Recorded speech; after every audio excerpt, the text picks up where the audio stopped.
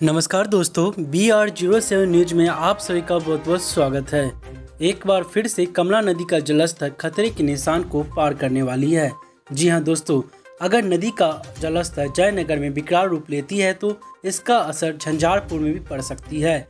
लगातार जल में वृद्धि होने से आसपास के रहने वाले लोगों के घरों में पानी घुस गया है। लोगों की चिंता दिन प्रतिदिन बढ़ती जा रही है। वहीं हम आपको बता दें कि लगातार हो रही वर्षा की वजह से शुक्रवार से नदी के जलस्तर में लगातार वृद्धि हो रही है, जिससे नदी खतरे के निशान के बहुत ही करीब पहुंच चुकी है, जिससे बाढ़ की आशंका बढ़ गई है। और लगातार बारिश होने की वजह से ग्रामीण और शहरी क्षेत्रों में कीचड़ और पानी की समस्या हो रही है, जिससे राहगीरों और वाहन चालकों को जाने में परेशानी का सामना करना पड़ रहा है। लगातार हो रही वर्षा के कारण लोगों का जीवन अस्त व्यस्त हो गया है। लोगों को काफ़ी परेशानियों का सामना करना पड़ रहा है।